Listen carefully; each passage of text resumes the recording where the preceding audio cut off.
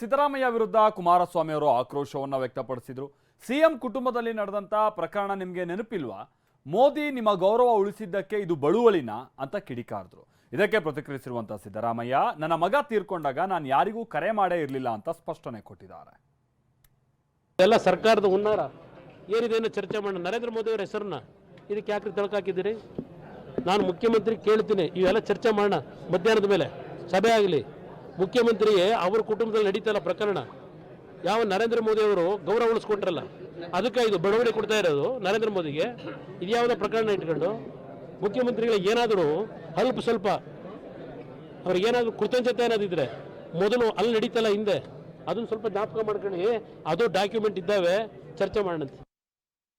ತಮ್ಮ ಮನೆಯಲ್ಲಿ ದುರ್ಘಟನೆ ನಡೆದಾಗ ಮೋದಿ ಅವರು ಮತ್ತು ಸುಷ್ಮಾ ಸ್ವರಾಜ್ ತಮಗೆ ಹೆಲ್ಪ್ ಮಾಡಿದ್ರು, ಅದು ಅನುಕಂಪ ಕೂಡ ಸಿದ್ದರಾಮಯ್ಯ ಅವ್ರಿಗಿಲ್ಲ ಅಂತ ಸುಳ್ಳು. ನನ್ನ ಮಗ ಸತ್ತೋದು ಇಲ್ಲಿ ಹೊರದೇಶದಲ್ಲಿ, ನಾನು ನರೇಂದ್ರ ಮೋದಿ ಅವ್ರ ಜೊತೆ ಮಾತಾಡಿಲ್ಲ. ಇದನ್ನ ಕೇಳಪ್ಪ, ನರೇಂದ್ರ ಮೋದಿ ಅವ್ರ ಜೊತೆ ಮಾತಾಡ್ಬೇಕಾದಂತ ಪ್ರಮೇಯ ಏನಿದೆ? ಅವನು ಸತ್ತೋದ, ಡೆಡ್ ಬಾಡಿ ತಗೊಬಂದು ಇಲ್ಲಿಗೆ ನಮ್ಮ ದೇಶಕ್ಕೆ, ಆಯ್ತು ಅಷ್ಟೇ. ರಾಕೇಶ್ ಅದನ್ನ ಸುಳ್ಳು ಈ ತರ ಎಲ್ಲ ಹೇಳೋ. ನಾನು ನರೇಂದ್ರ ಮೋದಿ ಜೊತೆಲೂ ಮಾತಾಡಿಲ್ಲ, ಯಾರ ಜೊತೆಲೂ ಮಾತಾಡಿಲ್ಲ, ಕೇಂದ್ರದ ಜೊತೆ. ಫ್ಯಾಕ್ಟ್. ಇನ್ನು ಪ್ರಧಾನಿ ವೋಟ್ಗಾಗಿ ಅತ್ಯಂತ ನೀಚ ಕೆಲಸವನ್ನ ಮಾಡ್ತಾ ಇದ್ದಾರೆ ಅಂತ ಬೆಳಗಾವಿ ಜಿಲ್ಲೆ ಗೋಕಾಕ್ನಲ್ಲಿ ಸಿಎಂ ಸಿದ್ದರಾಮಯ್ಯ ಕಿಡಿಕಾರಿದ್ರು. ಅಂದ್ರೆ ಪ್ರಧಾನಿ ಒಂದು ಮಾತನ್ನ ಹೇಳಿರ್ತಾರೆ, ಕಾಂಗ್ರೆಸ್ ಏನಾದ್ರು ಅಧಿಕಾರಕ್ಕೆ ಬಂದ್ರೆ ಸರ್ಕಾರಿ ನೌಕರರಿಗೆ ಹಣ ಕೊಡೋದಕ್ಕೂ, ಅಂದ್ರೆ ಸಂಬಳ ಕೊಡೋದಕ್ಕೂ ಕೂಡ ಹಣ ಇರೋದಿಲ್ಲ ಅಂತ ಸಿದ್ದರಾಮಯ್ಯನವರು ಅದೇ ವಿಚಾರ ಪ್ರಸ್ತಾಪಿಸ್ತಾ, ಕರ್ನಾಟಕದಲ್ಲಿ ಸಂಬಳ ಕೊಡೋಕೆ ಹಣ ಇಲ್ಲ ಅಂದಿದ್ದಾರೆ, ಅಧಿಕಾರಿಗಳಿಗೆ ಸಂಬಳ ಕೊಡೋಕೆ ಹಣ ಇಲ್ಲ ಅಂದಿದ್ದಾರಲ್ಲ, ಇದು ಹಸಿ ಸುಳ್ಳು ಅಂತ ಕೆಂಡಾಮಂಡಲರಾದ್ರು.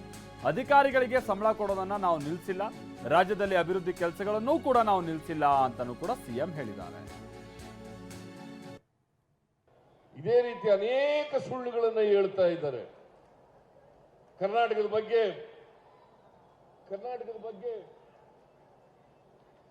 ಅಧಿಕಾರಿಗಳಿಗೆ ಸಂಬಳ ಕೊಡಕ್ ದುಡ್ಡಿಲ್ಲ, ಅಧಿಕಾರಿಗಳಿಗೆ ಸಂಬಳ ಕೊಡಕ್ ದುಡ್ಡಿಲ್ಲ, ಅಷ್ಟರ ಮಟ್ಟಿಗೆ ಖಜಾನೆ ಖಾಲಿಯಾಗ್ಬಿಟ್ಟಿದೆ. ಇದು ಹಸಿ ಸುಳ್ಳು, ಶುದ್ಧ ಸುಳ್ಳು. ಯಾರಾದರೂ ಸರ್ಕಾರಿ ನೌಕರರು ಸಂಬಳ ಕೊಟ್ಟಿಲ್ಲ ಅಂತ ಹೇಳಿದಾರ? ನಾವು ಯಾರಿಗೂ ಕೂಡ ನಾವು ಅಧಿಕಾರಕ್ಕೆ ಬಂದ ಮೇಲೆ ಒಬ್ಬ ಸರ್ಕಾರಿ ನೌಕರನಿಗೂ ಕೂಡ ಸಂಬಳ ಕೊಡೋದನ್ನ ನಿಲ್ಲಿಸಿಲ್ಲ, ಅಭಿವೃದ್ಧಿ ಕೆಲಸಗಳನ್ನು ಕೂಡ ನಿಲ್ಲಿಸಿಲ್ಲ. ಜೊತೆಗೆ ಎಲ್ಲ ಗ್ಯಾರಂಟಿಗಳನ್ನು ಕೂಡ ಜಾರಿ ಮಾಡಿದ್ದೀವೋ ಇಲ್ಲ? ಏನ್ರಿ ನೀವು ಸುಮ್ಮನೆ ಕೂತಿದ್ದೀರಲ್ರಿ? ಮಾಡಿದೀವೋ ಇಲ್ಲ?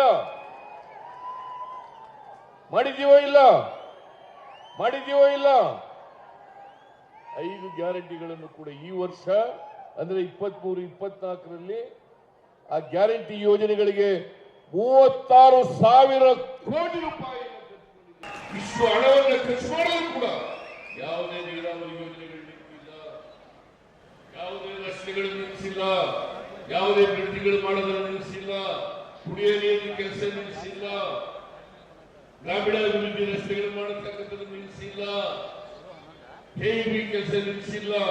ಇವತ್ತು ಕೂಡ 7 ಗಂಟೆ ವಿದ್ಯುತ್ ಅನ್ನ ರೈತರಿಗೆ ಕೊಡ್ತಕ್ಕಂಥ ಕೆಲಸವನ್ನ ಕಾಂಗ್ರೆಸ್ ಸರ್ಕಾರ ಮಾಡ್ತಾ ಇದೆ.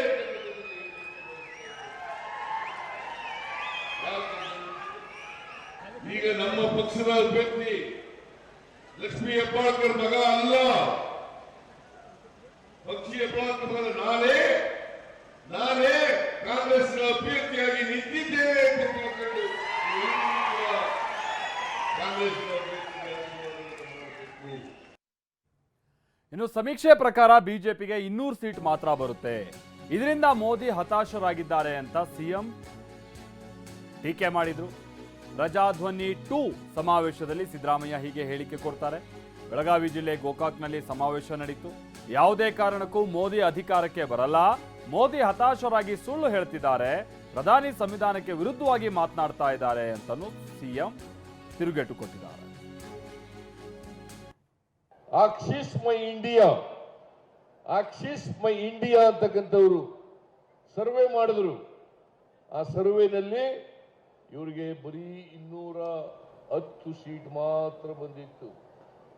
210 ಸೀಟು. ಆ 210 ಸೀಟ್ ಬಂದಿದೆ ಅಂತ ಗೊತ್ತಾದಾಗ, ಬಿಜೆಪಿ ಅಧಿಕಾರಕ್ಕೆ ಬರಲ್ಲ ಅಂತ ಗೊತ್ತಾದಾಗ ತಕ್ಷಣ ಅದನ್ನ ಡಿಲೀಟ್ ಮಾಡಿಸ್ಬಿಟ್ರು. ನಾನು ಹೇಳ್ತೀನಿ, ನರೇಂದ್ರ ಮೋದಿಯವರ ಪಕ್ಷ ಬಿಜೆಪಿ ಈ ಸಾರಿ ಅಧಿಕಾರಕ್ಕೆ ಬರಕ್ ಸಾಧ್ಯನೇ ಇಲ್ಲ. ನರೇಂದ್ರ ಮೋದಿಯವರು ಹತಾಶರಾಗಿದ್ದಾರೆ.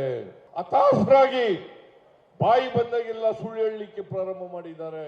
ಅವರು ಹೇಳ್ತಾರೆ ಒಂದು ಮಹಾ ಸುಳ್ಳು ಏನಪ್ಪಾ ಅಂತಂದ್ರೆ, ಹಿಂದುಳಿದವರು, ದಲಿತರ